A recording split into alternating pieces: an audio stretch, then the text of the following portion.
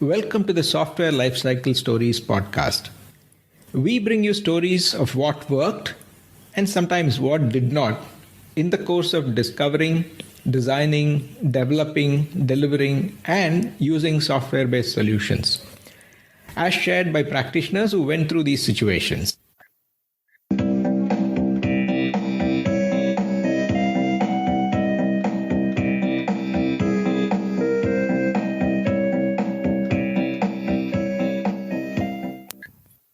In this episode, the freewheeling panel discussion among four accomplished women from Global Automation Inc., Bengaluru, covers, among other things, their own individual experiences in IT in creating or consuming solutions, balancing demands at work and outside, support systems for women at work and home, empathy for customers and how that helps in evolving products, the importance of continual learning, creating and nurturing a healthy work environment, peer support, and recognition. Welcome to this episode of Software Lifecycle Stories. This is a special episode.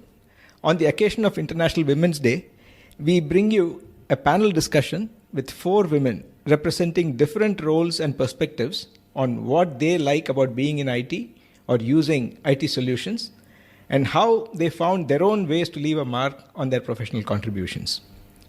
We have with us four talented and accomplished women from a relatively less known organization called Global Automation that is based in Bangalore, India and Mountain View, California. Global has more than 40% of the workforce as women, with more than 50% of all members being with the organization for more than 10 years. Incidentally, this is also the 25th year of Global's operations. Chitra, do you want to introduce our panel? Sure. Thank you, Shiv. We have with us, as Shiv said, four very interesting and accomplished people on our panel today. We start with Shobha. Shobha has over 20 years of experience, nearly all of it at Global, in software architecture, design, development, and managing products. She's a computer science engineer. Shobha loves a good challenge and steps into a wide variety of roles such as code reviewer, developer, tester, and leading teams with ease. Welcome, Shobha. Our next panelist is Rashmi. Rashmi has about 4 years of experience in IT. She's an engineer who joined Global right after college. She loves working with pretty much any kind of technology and has experienced several kinds of work like leading teams, working across teams, apart from developing software. Rashmi also has multiple interests like creating craft, reading novels online, and listening to romantic melodies. Welcome, Rashmi. Vidya, a cost accountant by training and qualification, leads the private equity data analytics team that provides insights and advice to fund investors. She has a master's certification in programming. She is a power user of IT solutions and has been able to lead a team of highly productive analysts whose work is greatly enhanced by IT solutions. Welcome, Vidya. Reena Pinto heads HR in Global and has been with the company since 2005. She has a degree in electronics and a postgraduate degree in sales and marketing. She had a very successful career in corporate sales and found an opportunity to work in corporate HR that gave her immense exposure to statutory and regulatory policies, as well as experience in the HR function. As a person genuinely interested in people, Reena has been able to encourage a very positive culture at Global Automation. Welcome, Reena. No, I intended didn't come into IT. Right? So I started my career in sales. So obviously, there was no at that time. I don't think industry was anything. I was campus recruited. So the first thing that the first place I was recruited was a hotel industry. I was selling corporates. It was a corporate sale thing. So, but as time went, I think I landed in IT more as a chance. It was not a real planned thing. But once I'm here, it's now 2005, so close to 13, 14 years. It has been good because the experience with IT has been very different. And the way people think and the way they function is very different. Uh, though there is a lot of processes, there's a lot of structure. There is definitely a lot of structure, but people are very flexible. The way everybody think is very different. There is more room given for ideas and working together, and working the way you feel is the right way to. You will accept your ideas better. So it's very different because it's not like you work with only a prescribed format. Uh, it's like anything. It's like as people you use it very often, the agile format. That is how I think all of us get into that mode, be it in HR or admin or any other support staff. Also, we are extremely flexible. So it's almost like there's no fixed, dictated process for working. You sort of adapt to the situation and you find the best way to work. to work. Though we do adhere to, there is a policy, there are processes, there is a structure, there is a calendar, there is a plan. But we don't stick to it like, just because we have to get something done, we do it without any feelings or any giving, or without looking at other people's availability. One thing I've seen in global is whatever plan or whatever activity we plan, we ensure that there is maximum participation. So people are very important, and when even sometimes one or two people are missing, there is a chance of things getting postponed, like something similar to what we almost happened today. So, and it's like, we don't want to miss out on anything, or we don't want anyone to miss out on anything. So so we are flexible, but not flexible to the tone of being indisciplined. It's a disciplined flexibility. So it's a plan. It's a more of there is a conscious effort put in getting everyone involved with everything that happens, but giving opportunity for everyone to tell that yes, I am available, and then only we plan things. Yeah, Shobha here. I have been in the software industry for about 20 years now, and how I came into this software industry is that during PUC I took up science because I was interested in science. There was no other options that I wanted to do that time. And after PUC, at that time, computer science was a new course. And so my sister said, you just take this course. And because of her, I took up computer science engineering, and then after completion I joined for working and started development, software development and architecting and various other functions in the software development. From that time, whatever I've started doing until now, I like doing it, and I'm continuing to do that. And during the initial phase of my career, I was in the project development. We used to get projects and where the customer give prescribed requirement, and we just had to develop that and then deliver it. And of late, I am into the product development, where there is no one customer who will give the requirements, and sometimes we have to get into the customer shoes and then identify what needs to be done, how it needs to be done, what is good for the user, what is the user expectation, and those things.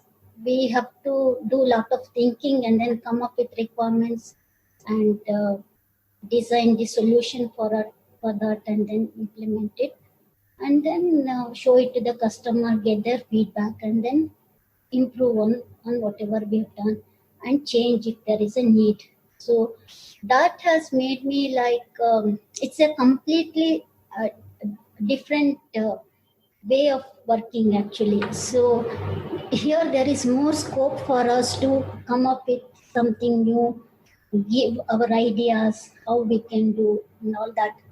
So I am like completely transformed from one form to the another now. And so I'm continuing to So do how that. easy or difficult it is to figure out what a customer wants? You were coming with your ideas. Yeah. You know that there is some problem to be solved. But sometimes, are you sure that what your idea is actually solving a customer's problem? How do you? We have to understand what is the customer's problem and look at from there. If I were at their position, what would I need? How would I want it to be?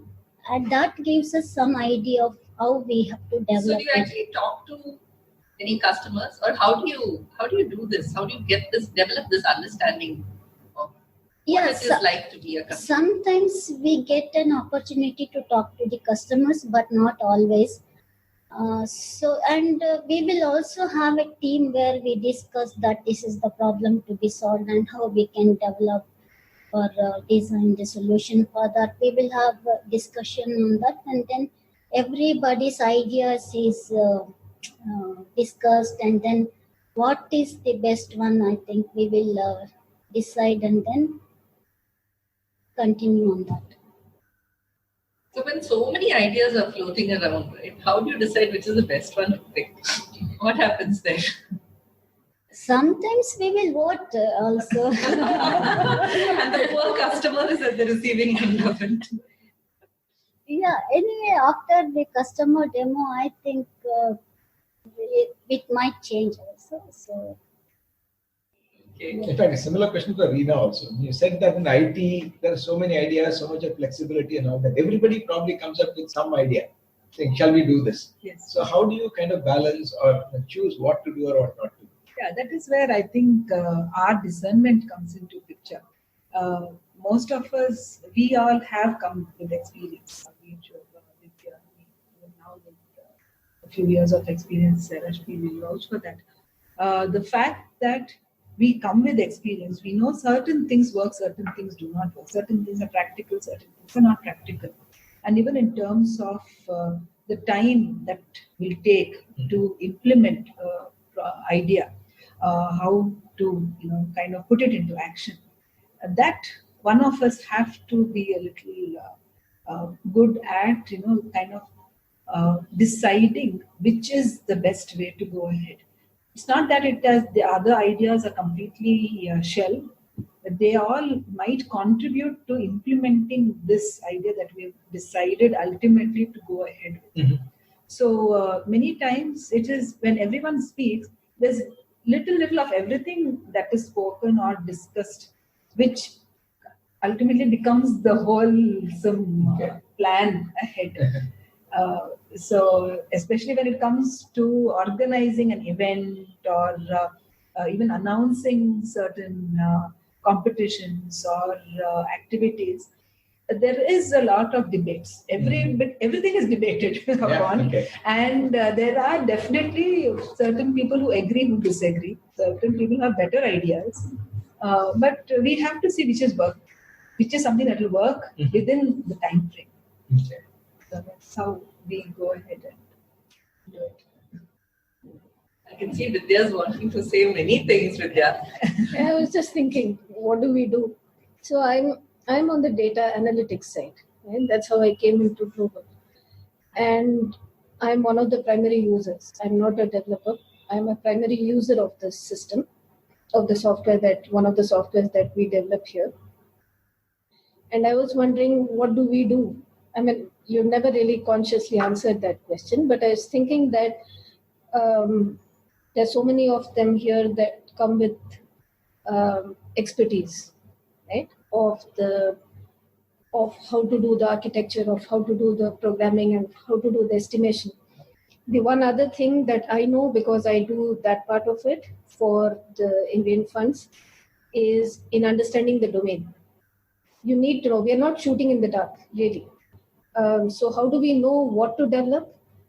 It is our job to go out and understand the domain, because we need to know whether it is meaningless to offer a feature or it is meaningful?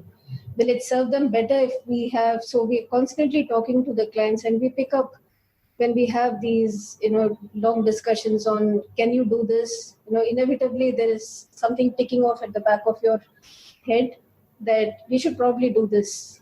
This might help. That's how we sort of narrow it down from a very wide range. We don't develop a feature and then put it out there and expect someone to use it. It's a much more controlled environment, if I may say so. So we sort of, keep a finger on their pulse, know what they require. So it's a little bit, that's coming from their requirements and a little bit of us taking it way more than that to make it a product that might be acceptable to many more clients in the same area. So that's basically, I think, how we all do it. So over many years, you would have got to know your customers, right? And, Yeah. How have you seen them evolve or their needs evolve and change? In two directions, is how I've seen the evolution. One is, of course, the dependence on us, our reputation as a service provider in this industry, as someone who has a product and is capable of offering services. That itself has obviously gone up over time. We're known in our reputation has also gone up in the industry, and therefore there is that one aspect. The other thing is also that private equity as a field itself has grown, as with everything else. So it's not just about doing venture financing anymore. It's not just about addressing the financing requirements of certain kinds of industries or certain strategies.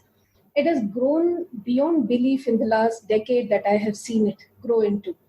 And so we have also seen it evolve in the sense that in the field of alternative investments, it's not just private equity, there is credit.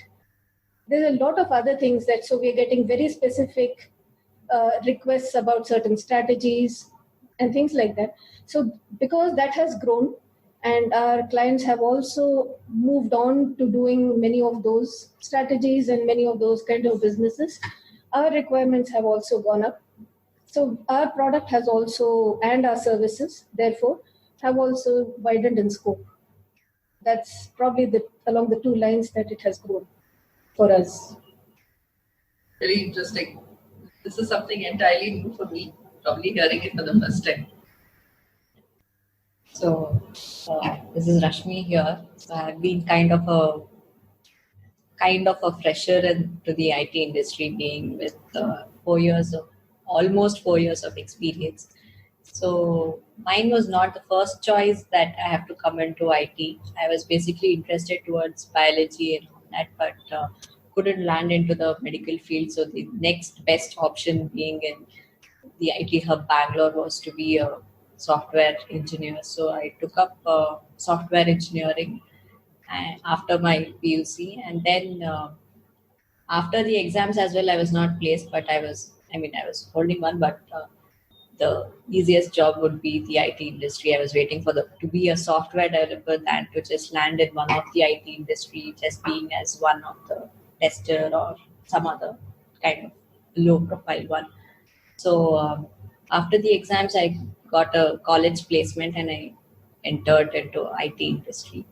Being in global has been very good, as the foundation was very good. Like technically, it was, I was being exposed to all kinds of technology that we can work on within the company, and it has given me all these 4 years I've been working with all kinds of technology, being the oldest technology to the latest one.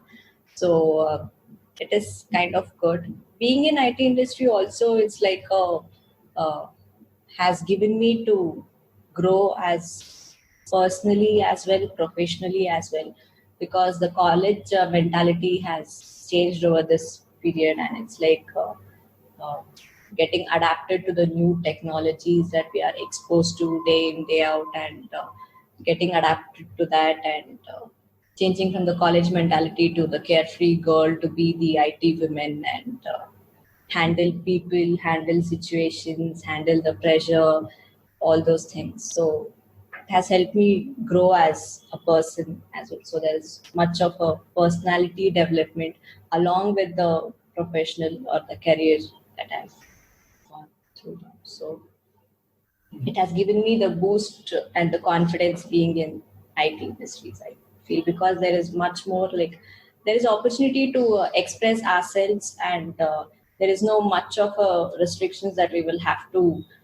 It's not like a classroom type of a thing. The person who is hired to me will assign me job, and if I'm done with that, it is done. Nothing else I can do with it. I'll have exposure and opportunity to explore myself and give more to the work job, present my point of views and all that. So it has Also, I think for you there is constant learning. yes, Because technologies keep evolving, keep changing. yeah. That's a fantastic thing to have.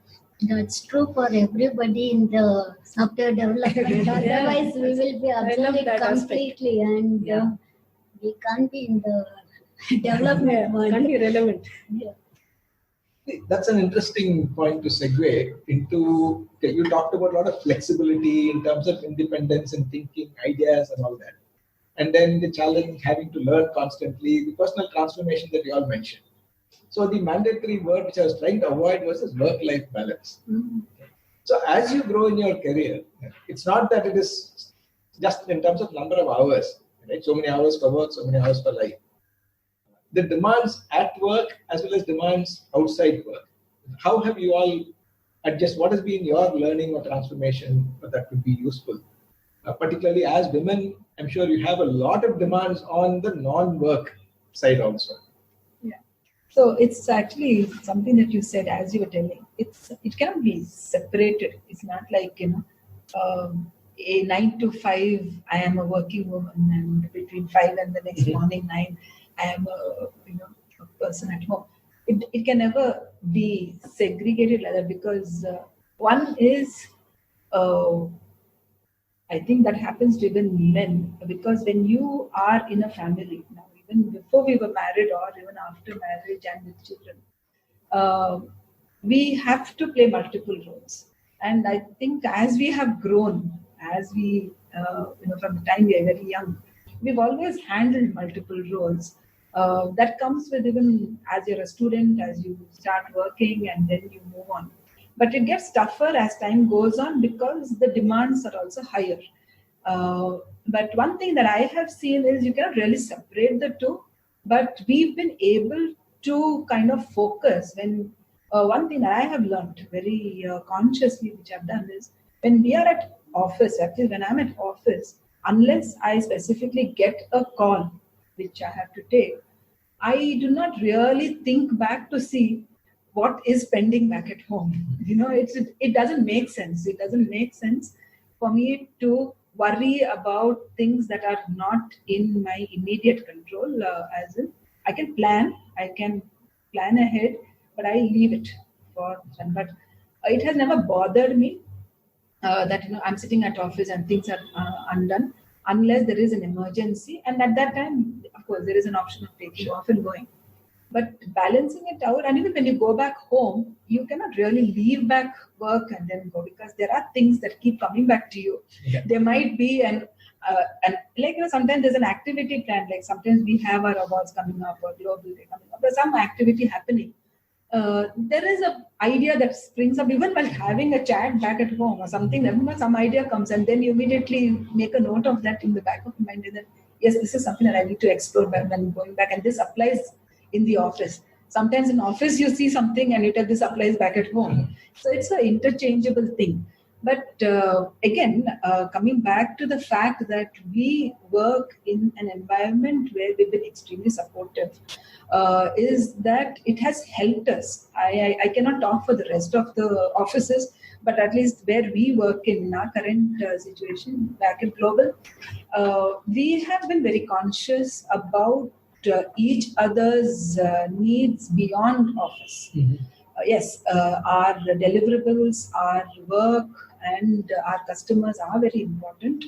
But at the same time, we have never shied away from the fact that we've been very consciously telling each other that having a good time spent with our families also is equally important. Both balance out our productivity. So there has never been an instance where we're telling people to stay beyond office hours. We do insist on good productive hours at work, but at a good reasonable time. It cannot be like flexibility doesn't mean that you come in the middle of the day and go until late night.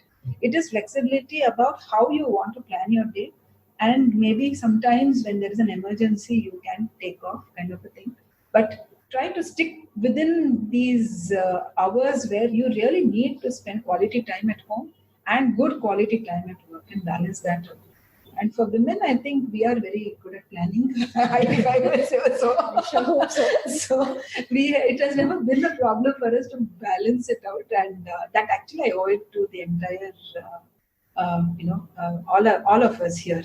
Each of us support one another to ensure that we are not stressed out so much, so that we fear coming back.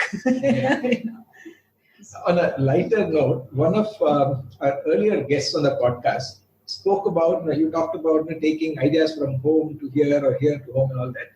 So they tried a personal appraisal system between the couples. Annual appraisal.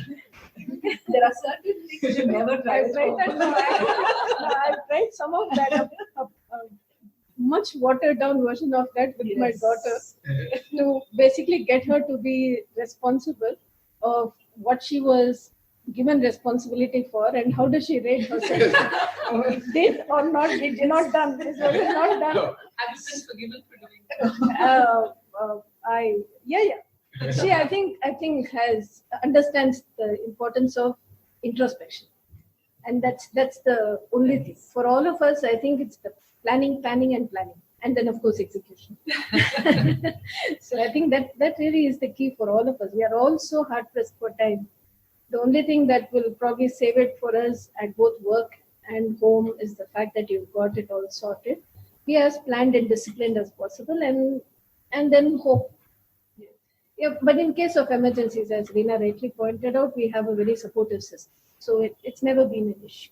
Rashmi, you want to say something? Yeah, so I was thinking, actually, IT industry comes along with the work pressure and all those terms along with it. So I think there will be pressure at work sometimes, and planning to do, and handling people, handling multitasking types of few times. So I think having to go through all that in work will also help in the personal life as well. Like if we learn planning here, that can be applied back at home as well. And handling the pressure sometimes will be like easy to handle people at home because we are used to them and we know their weaknesses. So handling things will be easier.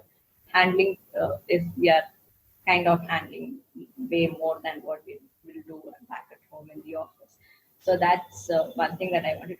Also, being a global, there is a very good point about it, about work from home concept is not there here. So we can actually kind of like draw a line between the professional life and the personal life, because being 4 years, I've never worked from home, or I have not much.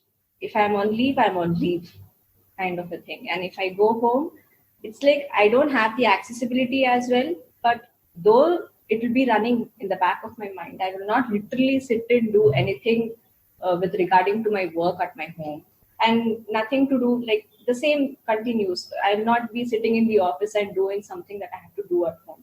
So I've seen my friends, when compared to the other IT companies, wherein they apply leave or they will not be well, but they'll be working from home, wherein there's too much of a mixing up of things between the professional and the personal, wherein I think we are lucky to be in global where we are not having that kind of a scenario. I think that makes our work-life balance easier, I feel. So, yeah, work from home is not there, but there are people like Vidya, Shobha, and all that. They have access to the office system. They are sometimes will, in fact, most of the time they are asked to, like they do take calls and all. But again, I think they can talk about themselves. Based on the need, they plan. Also, again, no matter what it is, it again comes down to planning. So you know you have a call today, then you just work around it. So I think That's- it's also the point of what Reena said earlier. You're working, you dedicate the quality At time that to time, work. yes. And then You when know you're at that you home have- or outside doing your own personal thing, you're dedicating time for that person. I mean, completely. It cannot be a very clean segregation, but you can do a few things. Yes. So basically, do justice to both. When you're at something, you make sure that your time and your focus is dedicated to that. Then it's not difficult at all. Yeah, same thing what Reena and Vidya and all said. That's focusing on what you're doing at the moment is very important, and give your 100% in whatever you're, be it at home or in the office or wherever you are. That is one thing that implicitly will make things balanced. Yeah. And also support from others is another thing that. So here in global, actually, earlier I have worked in all kinds of possibilities like work from home, part time, full time, and all that. So they understood my needs at that time, and then I was given that flexibility to work. And also at home, like when my son was small, if I had to come to office because of some urgent deliverable or whatever it is, my husband would go in the afternoon. I come to office in the morning, finish things, and go home by afternoon. And he would go in the afternoon. So like that, balancing within the family and within the office, that has helped us to be in the industry. Yeah. So That's an excellent point. There's just like the support at work is so crucial to get to sail through all of this. Support at home is just as crucial. There's no getting away without it. So if I need to sit on a call and my family is scowling at me, I'm going to be in a serious trouble. So you have to thank them for having supported you at times that you need. That understanding is totally crucial. Also. Yeah, interesting. What Shobha said, the support you got from your husband. Is there a similar expectation from the other gender for you? Support Lots at of work. No, it's one, before I touch upon that, one thing going back to previous thing is many times we fall into this, I've seen the younger generation especially, I see my cousins in the younger, I call them younger generation, but actually I still a bit younger. So they have this false sense of responsibility. They believe that if they're always on a call, if they're always hooked on to their, Bluetooth device on their ear or always with the laptop, that they are the busy working people. It's not really necessary to have that because you don't have to have the fear that the moment I keep my laptop down, am I going to lose my job kind of a thing.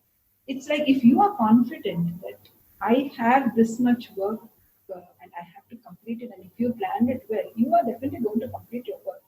This thing about 24/7 being hooked on to your work, unless it is really required. Like sometimes there are times when you need to respond, yes, but you can always go back, check, and because I remember when Vidya and I went to Mangalore for campus recruitment. Through the day, she couldn't really look at us, and after we came back to our hotel room, and she had to sit till around 11:30 to look at her mails because obviously the next day she's going to be crowded with more.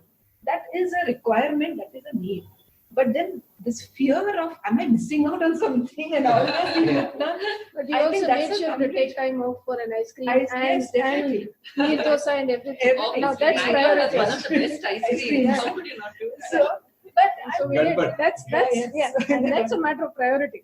First we prioritized that, then only we came back and started checking. And she was checking her mail and I went back to sleep. So, it was as clear as that. But what I have observed is, if you're talking about stress at work or stress because I've started working in an industry, it's primarily, I think it's our own doing. We get stressed out because we feel we're missing out. Nobody is going to, check on what you're doing beyond your office hours. And it is you, maybe set aside a couple of hours, but not to an extent where you completely miss out on family life. That. And coming back to our support system, I don't think I ever thought about expectation. That was not a conscious thing. But again, depends on how much support. It is a kind of a two-way thing. There have been time when my husband or my family, even my brother, when started off work, they needed support from our side, and it has kind of been reciprocated. And when it is reciprocated, I can't remember a time where I've been demanding, but yes, there are times when there is a great need. You are completely stressed, or you come back home in the evenings, and if you do not get the support that you are, at least it's not like you're not looking forward to, because in back of the mind you have listed a list of things that you want to do at home, and not even expecting anyone to help you. But when they do help you, it is a lot of gratitude that you look at them with, and that has continued. And I attribute that to, again, coming back to Global Out, and I have worked in two other companies prior to Global. And the company in between, the first two companies were good, but in company in between, I did have a very, you could say, a not so happy work environment.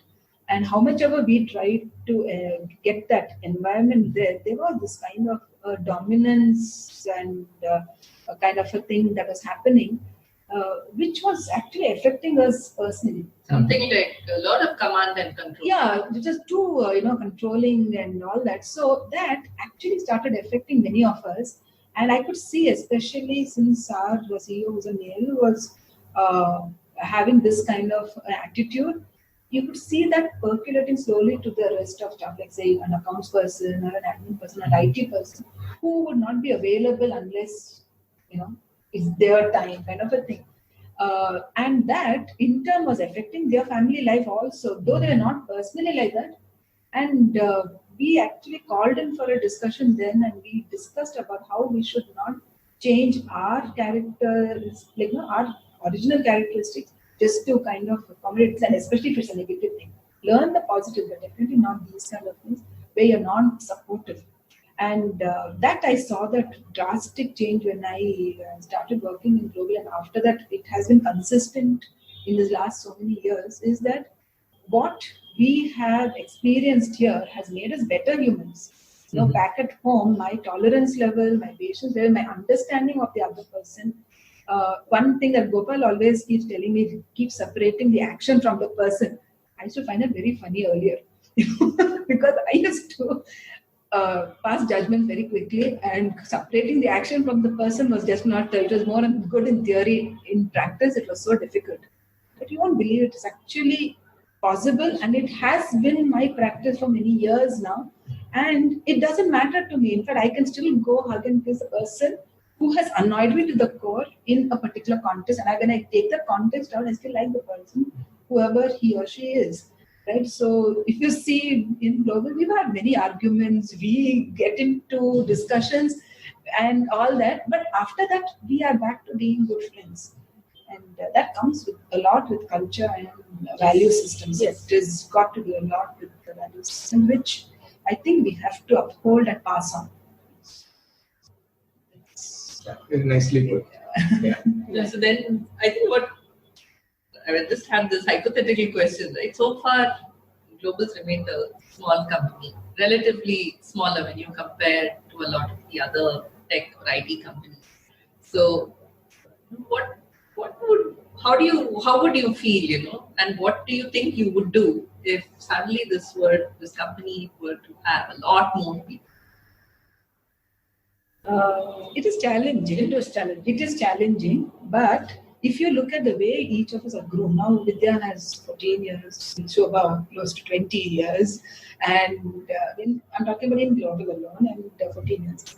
With the way we are, I think the way we have been groomed, or rather we have cultured ourselves with our value system being so strong, we will become individual entities who will become an extension of Global, and I don't think that will change. Yeah, culture is, I think, something that the values is definitely not going to change. Culture is something that I'm very sure that we would ensure percolates to every single individual. That's something that we have known the better performing companies for a certain work culture, for a certain culture around people and things like that, value systems. I think one of the biggest things that I identified always with global is the culture, especially the respect with which people treat each other. And that's why, when Reena says we have arguments, yes, we have arguments. But then it's always for the task. It's never about a person. And that kind of a culture, if it persists, and I'm sure all of us have grown enough in the system to persist it that way. That's how we would grow. I don't see any other way that we would grow. Actually, very often arguments are a great way of exploring your own thinking. As long as you understand it as a democratic process, that everybody is free to come up with their ideas, and if it is rejected, everybody knows why. It's not because you suggested it, it's because something about the suggestion doesn't quite work when it comes to this as a solution. That's if you persist with that, then every person feels respected. Every person also learns to respect, and that is how the culture is, it percolates to everyone. So almost in a true spirit of debate, right? You have arguments for and against. Yes. Yet both views are equally respected. And a little bit of both might be considered. It's all in the interest of the solution finally. We might take from a few things from here and there. Totally. That's how an ideal solution happens. Also in global, what I have observed is there is no much of a generation gap that will be imposed on everything. For example, being a fresher, it would have been maybe, I was imagining in the beginning like, okay, he's a very much senior person, I can't go and talk to him, or I have to be within my age group or something like that. But in global, I don't think we have that kind of a concept. Each and every person, no matter what their designation is, no matter what, like if he's experienced with 20 years or like 5 years, it really doesn't matter. It's quite open. We can go and talk to each and every person, and it's not like I have to be conscious enough and I have to filter out things, what I'm talking and all that. And there is a freedom to express ourselves as an individual, how we have been grown up and what we are. So I think that will continue even if you're having many other people as well to express as an individual. So I think it will bring character to the company as a group as well, because there's no much pressure to tone down ourselves or tone up ourselves. So it will be much more easier to get along with the group and groom along each other and get used to each other and move forward. So flat hierarchy is a deliberate choice. Yeah, that's a deliberate choice. That almost feels like you're like a community which is nurturing each other, helping each other to grow. Yes. And it's not only within the workplace, but it's also percolating back to your respective homes. Yes. So this has been a second home. It truly has been. Yes.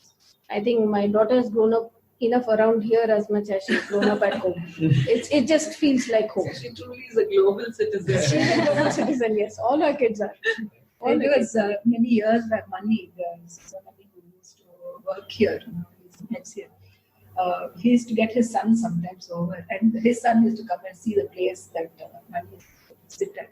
And he used to sit on the chair, but he had believed that after Subramani retires, someone's going to take over. And for some time, I think each of us have had at some point one of our child thinking that, it's like it's just natural to work here. My daughter has done that. Yeah. It's just a natural extension. You go to school, you get out of college, and then you get and join global. Yeah, I think the strategy is have fun and figure out how to get paid. Yeah. That's a good mantra to have. Yes. That's completely very much in line with our vision. You see, the vision of the company itself, have happy customers with happy employees. And Gopal has always insisted that, if you're unhappy at home, you're going to bring that into work. If you're unhappy here, you're going to carry it all back home. So you should not, you should make this as happy a place so that you go back home and spend and not take out all that frustration out on your family. That matters the most. So that has been the underlying thing for us. Almost feels like, Bhutan had decided to measure their happiness index, productivity in terms of gross national happiness. Yes. So it's almost like that's so. Yes. In fact, we have these, at the end of the year, these voting things. One is for the coach, because learning is something that probably has always been very, very passionate about.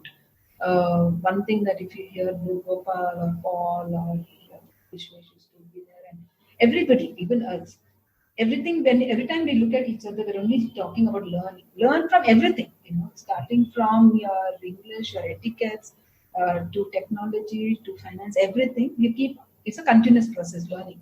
Second thing is about the other thing that we vote for is a smiley. And if you see the people who get voted for, every single person has at least one line written against them, because everyone has contributed to the laughter in the office.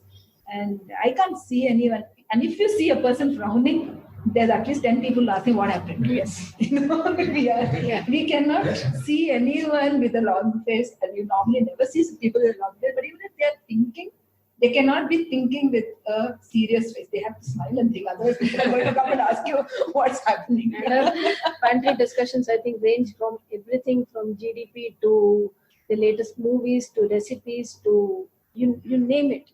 Something that doesn't concern us. We also make software as our tagline.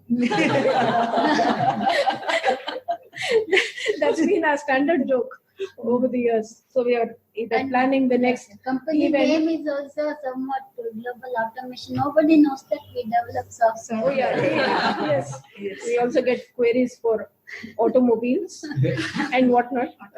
Yeah.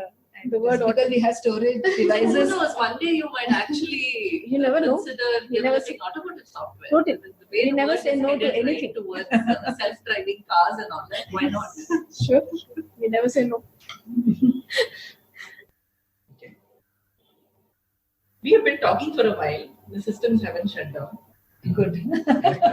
Looks like we have a good flow. So Rashmi, you go first. While we get time to think. You can make it easy. What is your message for all women and men out there? I think when compared to the other three that we are discussing, being the younger one. So my point is that I think things have changed over the period, and people have been more open to women being empowered and being as an individual. And even the men or the boys, I would say, my age group people, my co-workers or my friends or my classmates, when I go and meet them, everybody is like kind of have changed their point of views when compared to my uncles and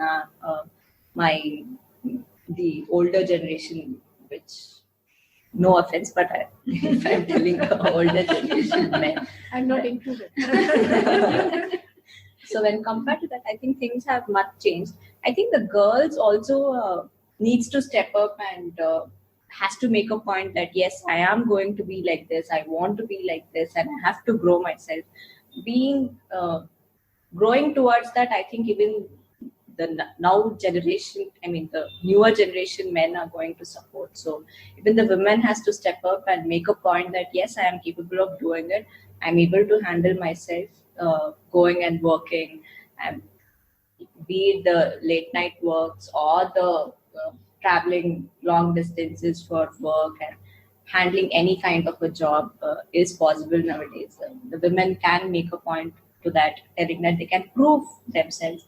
And also men, there is a little percentage wherein they are still holding back to the older version, saying that no, you're a girl, no, you're a woman, you cannot handle those things. Those things, I think, over a period will change, because there is a shift already that is happening. Even now, talking about like when I am now in my situation or my age group, when like if I'm seeing a marriage perspective or my fiance or my in-laws, even they are like, we want a girl who has a career, who has her own individual personality, not only in terms of household work or like just the cooking, washing kind of things. She has to have her own character as an individual in terms of professional life as well. So I think things have changed. So maybe the women's also has to take a step and move forward. Yeah. So very That's much. nice. Yeah.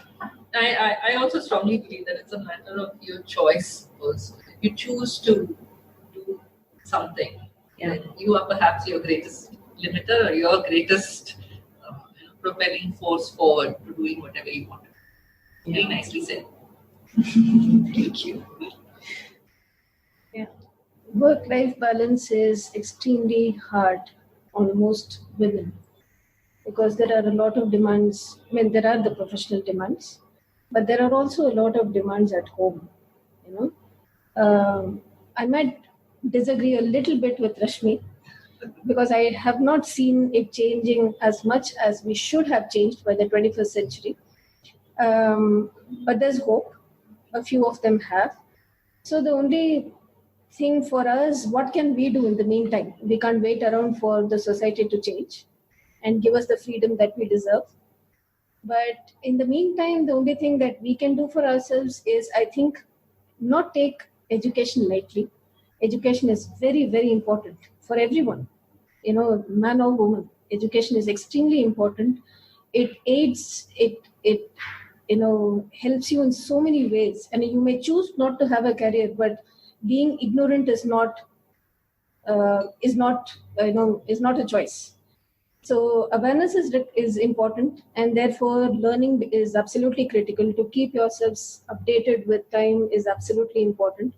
So women, as girls, I would say that should focus on education and not think of marriage or motherhood as the final goal. I still see a lot of families where girls are raised to say that you can study for now and you can even take up a job, but all of that is subject to you getting married, and I'd like to see that change at some point.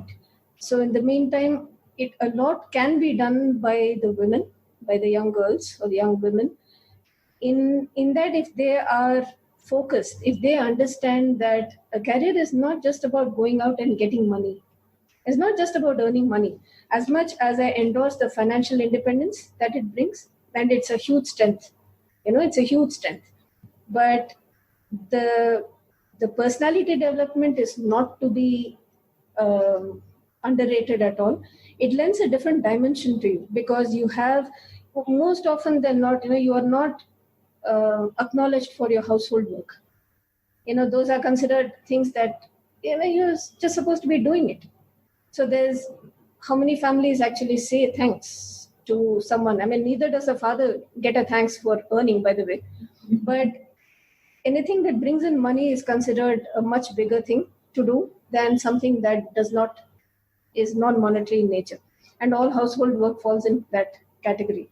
So for them also, it is good to have that external validation that, a lot of them fall into this, sort of depressed feelings that maybe I'm not worth it. I'm not, at par with a working woman, which is completely wrong. It's not just not wrong to be at home if that is your choice.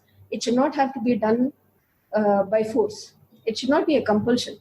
And having said that, if you have to take a choice to be at home, should be more than welcome. Support should be lent either way. So it's absolutely important for us women to understand where our priorities should be. If you want to go out and do a job, we have to learn to be up to date, be professional. You have to have the skill set. You don't take it as something that you're just whiling away your time. You have some spare time, and so you will get into a job. Should not be our approach either. Being professional is absolutely important, and that's how you will do justice to your work. While you're doing that, your household help, if members of the family can actually lend a little bit of support, that would be the most ideal thing to have. So Shiv had a question, what would you expect from the other gender? At home, I would think that not assuming that all household work is the domain of a woman helps. If you can pitch in with a little bit of that, it's so much better. Everybody gets to do a little bit of everything, and so their dreams and their aspirations are also addressed. It's quite sad that there's a lot of talent that has not been tapped, and there's a huge workforce out there, potential workforce out there that has not been tapped. And at work, as colleagues and as supervisors, empathy. is so much important, because when you have kids especially, there are all these emergencies that can happen out of the blue. It does not make us any less professional, but if they can understand that, that at that point, if they need to address, if they need to go attend to that, but they can come back and finish what they have to, if they can be professional about it, that would be the, that really is the kind of paradigm shift I would like to see. So that's basically my outlook towards all of this. Yeah, working or not working in the sense coming to office and working, it should be their choice. If a woman wants to work, it is her choice. She can come work here and go. And we have to be have self-confidence first of all. Unless we are self-confident, we can't do anything. This applies to both men and women. Nothing can be done by the suggestion from others or force from others. We have to have that belief that I can do, I should do, I want to do. Unless that is there in the mind, no output will be there. So that is one thing. Second thing I would say is that sometimes not everything you can put some things into others' mind. So self-motivation, we have to have more, we have to get motivated by ourselves. And we can get help from others. There's so many things available in the world now. We have people around us. We have internet if we want to learn something. There's so many ways which we can learn something. So keep learning something always is another thing I would say. And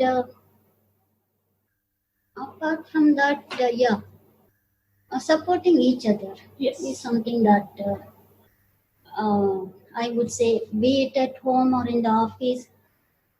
Work is shared by everybody. Here, even in the office, we consider teamwork.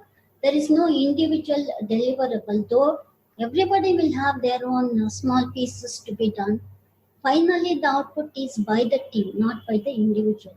Even at home, it is the complete family, how it goes or whatever it is. What she was saying earlier is that we have to acknowledge that there is support from the home too. Yeah, correct. In whichever way. So cooking is not just wife's work, or washing vessels is not just the wife's work. So it is whoever is available at that time, we'll have to do that and see that the things are done. That's what I would say. So I just have three things in kind of a summary. One is as we, as women, have to be self-driven, and we have to not lose sight of our dreams. Everyone, I think, at somewhere we stop dreaming. And that is something that we should never stop. When we do not lose sight of our dreams, we tend to go and try to achieve it. Whether we are working women or women who have chosen to stay back at home and support or doing things on our own, a dream or a vision is something that is always there.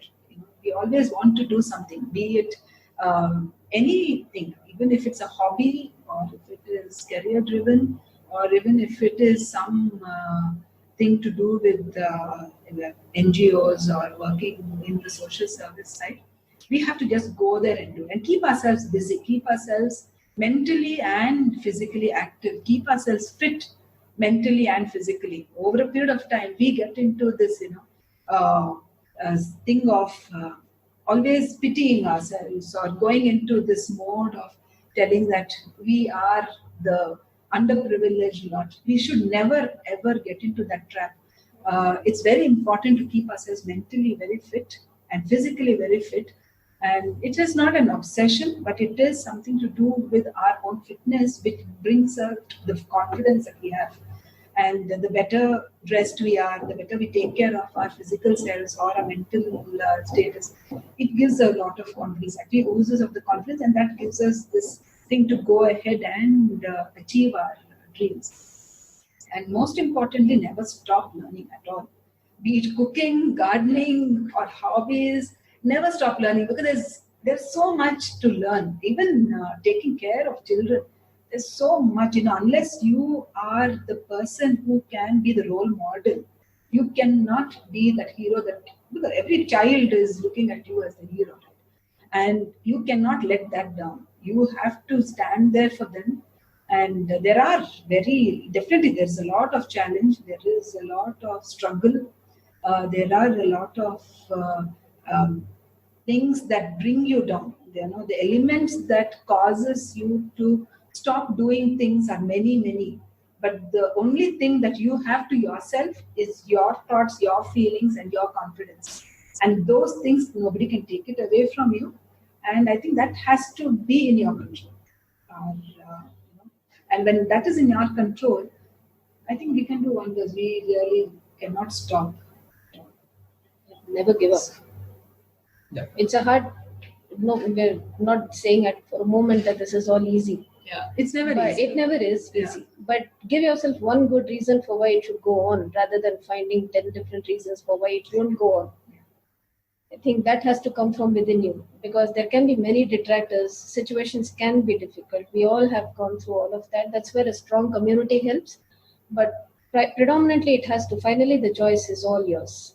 And we To should move start on. talking about it. Yes. We should talk to people. Find at least a few friends, a few people that you can talk about it. If you are upset, go talk about it. If you're happy, go talk about it. You achieved something, Or go even if talk you're about just it. plain stuck. Yes, with yes. something. Just talk about it. Totally. Yes. And I think we should learn to commend ourselves, appreciate ourselves. We are good at so many things. Brag about it. But when we have not achieved something, go find out why and get others to help you to see through that path. And that is where the support system is. I think we women have to support each other and take men as a support. Don't look at them as a support. They're out a different thing. Yeah, sometimes even if there is an opportunity, sometimes We shy away from it. Yes. so hesitate to take up that Yes. thinking, oh, this problem, that problem, and all that. I think we should never. Yes. Yeah, typically, okay, if I've not done it before, maybe I'm not the person who will go. Let someone else take it. But Yes. versus, If nobody takes it, let then I'll me take it up and then figure out Yeah. what I need to do with it and learn along the way. Yeah. Grab the opportunities wherever there is. I think great thoughts to leave our listeners with. Thanks a lot for taking the time and sharing your experience, as well as what has worked for you and then what others can take from here. Thank Thank you. you. Thank you for having us. Thank you. Very Thanks. welcome. Thank you so much. Wish everyone a Thank you. That's why we had you again. Women's Day.